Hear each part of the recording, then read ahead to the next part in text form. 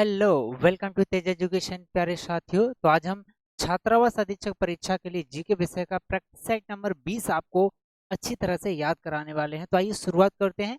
लेकिन एक खास बात आपको बता दूं, अगर आप चैनल पर नए हैं तो आप व्हाट्सएप ग्रुप में जरूर शामिल हो जाएं। केवल इस व्हाट्सएप नंबर पर आप हॉस्टल वार्डन लिखकर भेज दीजिएगा साथियों। सबसे पहला प्रश्न है आज की क्लास का, आपकी स्क्रीन पर देखिएगा कि निम्नलिखित में से कौन सा स्थल है जो कि शिल्प कलाओं के उत्पादन से संबंधित नहीं है। बहुत अच्छा प्रश्न है। चार विकल्प आपकी स्क्रीन पर है। सबसे पहला विकल्प है भाई बालाकोट, मांडा, चौहुदड़ो या फिर नागेश्वर। तो आप अच्छे से याद रखिएगा, इसका सही जवाब है आपका ऐसा हड़प्पा स्थल जो शिल्प कलाओं के उत्पादन से संबंधित नहीं है। ये है साथियों कौन सा आपका मांडा। ठीक है, तो विकल्प बी इसका सही जवाब है। चलिएगा आगे बढ़ते हैं। देखिए प्रश्न क्रमांक 2 है कि उस महान व्यक्ति का नाम आपको बता देना है जिसने भारत में बीज गणित के क्षेत्र में महत्वपूर्ण योगदान दिया है। तो आप याद रखिएगा कि बीज गणित के क्षेत्र में महत्वपूर्ण योगदान दिया गया है आर्यभट्ट के द्वारा। ठीक है, आर्यभट्ट ने किसमें महत्वपूर्ण योगदान दिया है? बीज गणित में। ठीक है, अब चलिएगा प्रश्न क्रमांक 3 आपकी स्क्रीन पर आ रहा है। प्रश्न क्रमांक 3 है कि औपनिवेशिक शासन की स्थापना निम्न में से सबसे पहले भाई कहां पर हुई थी? चारों विकल्प हैं कि औपनिवेशिक शासन की जो स्थापना है ये दिल्ली में हुई, या फिर मुंबई में हुई, या फिर सूरत में हुई, या फिर बंगाल में हुई। तो आप अच्छे से याद रखिएगा कि औपनिवेशिक शासन की स्थापना सबसे पहले बंगाल में हुई थी। कहां पर हुई थी साथियों? बंगाल में औपनिवेशिक शासन की स्थापना सबसे पहले हुई थी। देखिए बहुत अच्छा प्रश्न आपकी स्क्रीन पर आ रहा है कि झांसी की रानी लक्ष्मीबाई किस वर्ष में जो है युद्ध में शहीद हुई थी? जी हाँ, झांसी की रानी लक्ष्मीबाई किस वर्ष में युद्ध में शहीद हुई? 1835 या 1885 या 1858 या 1853। तो आपको ये भी याद रखना है कि झांसी की रानी लक्ष्मीबाई की जो समाधि है ये कहाँ पर है? तो इनकी समाधि जो है ये है भाई ग्वालियर में। कहाँ पर है साथियों? ग्वालियर में है। ठीक है, और इसका सही जवाब है वर्ष 1858। ठीक है भाई, विकल्प सी इसका सही जवाब है कि 1858 में ये युद्ध लड़ते हुए शहीद हुई थी। अब चलिएगा अगला प्रश्न है। एक प्रसिद्ध यात्री इब्न बतूता कहाँ का मूल निवासी था साथियों? इब्न बतूता मोरक्को का मूल निवासी था, या फिर यूनानी था ये, या फिर चीनी नागरिक था, या फिर इटली देश से आया था? तो आपको अच्छे से याद रखना है कि इब्न बतूता जो है ये मोरक्को का मूल निवासी था। कहाँ का साथियों? मोरक्को का। चलिएगा प्रश्न क्रमांक 6 आपकी स्क्रीन पर है कि भारतीय संविधान को लिखने वाली संविधान सभा के उपाध्यक्ष कौन थे भाई? तो भारतीय संविधान को लिखने वाली संविधान सभा के उपाध्यक्ष जयपाल थे, या फिर दुर्गाबाई देशमुख, या फिर H.C. मुखर्जी, या फिर राजेंद्र प्रसाद? तो आप याद रखिएगा H.C. मुखर्जी इसका सही जवाब है। ये उपाध्यक्ष थे साथियों। ठीक है, भारतीय संविधान को लिखने वाली संविधान सभा के। चलिए प्रश्न क्रमांक 7 आपकी स्क्रीन पर आ रहा है कि भारतीय संविधान में मजबूत केंद्र के साथ संघ की अवधारणा कहाँ से लिया गया है भाई? अ, जो है मजबूत केंद्र के साथ संघ की जो अवधारणा है ये ग्रेट ब्रिटेन से ली है, या कनाडा से, यूएसए से ली है, या फिर आयरलैंड से? तो आप याद रखना ये साथियों अवधारणा कहाँ से ली गई है? ये कनाडा से ली गई है। आइए प्रश्न क्रमांक 8 है आपकी स्क्रीन पर कि भारतीय संविधान के निम्नलिखित में से किस अनुच्छेद में लिखा हुआ है कि भारत अर्थात इंडिया राज्यों का एक संघ होगा?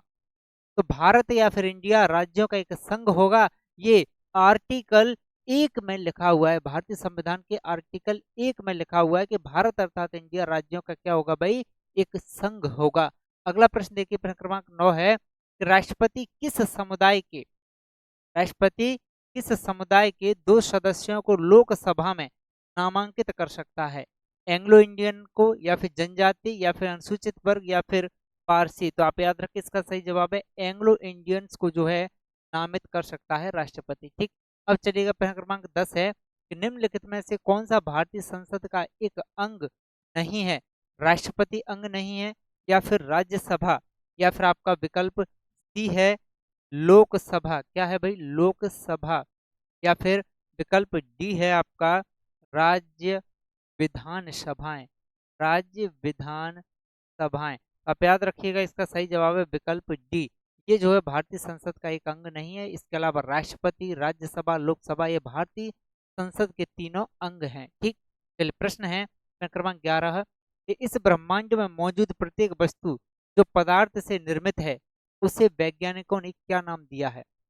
तो ऐसी हर एक वस्तु जो पदार्थ से निर्मित है उसे क्रिस्टल कहा है, या ठोस कहा है, द्रव कहा है, या द्रव्य कहा है? तो आप याद रखिएगा, उसे द्रव्य कहा है। क्या कहा है? द्रव्य कहा है वैज्ञानिकों ने, जो वस्तु क्या है भाई, पदार्थ से निर्मित होती है। चलिए प्रश्न क्रमांक 12 आपकी स्क्रीन पर, कि सौर मंडल का हीलियोसेंट्रिक मॉडल, जी हाँ कौन सा हीलियोसेंट्रिक मॉडल जो है सर्वप्रथम किसके द्वारा प्रस्तुत किया गया था? बहुत अच्छा प्रश्न है, जल्दी से आंसर कमेंट कीजिएगा सभी साथी। तो आपको बहुत अच्छे से याद रखना है कि हीलियोसेंट्रिक मॉडल जो है ये निकोलस कॉपरनिकस ने दिया था। किसने साथियों? निकोलस कॉपरनिकस ने हीलियोसेंट्रिक मॉडल सबसे पहले दिया था। प्रश्न है कि पूर्व का स्कॉटलैंड भाई किसे कहा जाता है? बहुत अच्छा प्रश्न है। पूर्व का स्कॉटलैंड भाई इम्फाल को कहते हैं, या फिर शिलांग को, आइजोल को कहते हैं, या फिर सिल्चर को कहते हैं पूर्व का स्कॉटलैंड? तो आप याद रखिएगा कि पूर्व का स्कॉटलैंड जो है शिलांग को कहा जाता है। किसको भाई? शिलांग को। नेक्स्ट प्रश्न है कि नेत्रिनी द्वीप कहाँ पर स्थित है भाई? नेत्रिनी द्वीप ये केरला में है, या लक्षद्वीप में, अंडमान निकोबार में है, या फिर गोवा में है? तो आप याद रखिएगा नेत्रिनी द्वीप जो है ये लक्षद्वीप में है। प्रश्न क्रमांक 15, कि निम्नलिखित में से कौन सी नदी का उद्गम भाई भारत में नहीं होता है? बेहद सिंपल है, सीधी सी बात है भाई, ब्रह्मपुत्र नदी है जिसका उद्गम भारत में नहीं होता है। तो मुझे कमेंट करके बताएं कि ब्रह्मपुत्र नदी भाई कहाँ से निकलती है। ठीक, आगे बढ़ते हैं। प्रश्न है कि एक अलग अनुशासन के रूप में मैक्रो इकोनॉमिक्स के संस्थापक जनक के रूप में भाई किसे जाना जाता है? मैक्रो इकोनॉमिक्स के संस्थापक जनक के तौर पर। तो आप याद रखें, जॉन मेनार्ड कीन्स को जाना जाता है मैक्रो इकोनॉमिक्स के संस्थापक या जनक के तौर पर। प्रश्न क्रमांक 17, निम्नलिखित में से कौन सा असंगठित क्षेत्र का एक उदाहरण है भाई?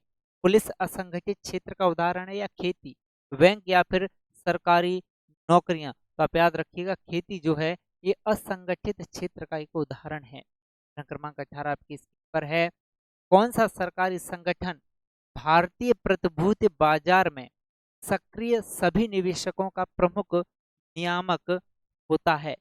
ये होता है साथियों कौन? सेबी। ओके, कौन होता है? सेबी होता है। ठीक, चलिए प्रश्न क्रमांक 19 आपकी स्क्रीन पर, कि भारत सरकार की कौन सी पंचवर्षीय योजना का ड्राफ्ट तैयार किया जा रहा है? तो आप याद रखिएगा 12वीं। नेक्स्ट प्रश्न है कि अधिकांश रोबोटिक्स बैंकिंग का प्रयोग बढ़ रहा है, भविष्य के वित्तीय लेन देन प्रौद्योगिकी पर आधारित होते हैं? तो आप याद रखिएगा यह वायरलेस प्रौद्योगिकी पर जो है आधारित होंगे भाई। ठीक है, नेक्स्ट प्रश्न है कि मध्य प्रदेश के किस भारतीय उद्यान में कृष्ण मृगों की बहुलता है? तो भाई कृष्ण मृगों की जो बहुलता है ये पेंच राष्ट्रीय उद्यान में है कृष्ण मृगों की बहुलता।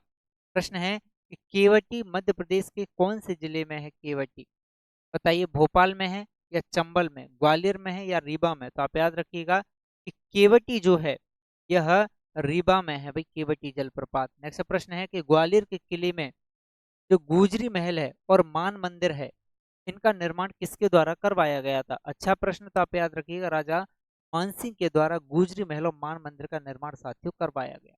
प्रश्न क्रमांक 24 है कि तुलसी सम्मान प्राप्तकर्ता पहले व्यक्ति कौन थे भाई? सबसे पहले तुलसी सम्मान किसे दिया गया था? तो आप याद रखिएगा हरिज केशव और गिरिराज प्रसाद, इन दोनों को संयुक्त रूप से तुलसी सम्मान सबसे पहले साथियों दिया गया था।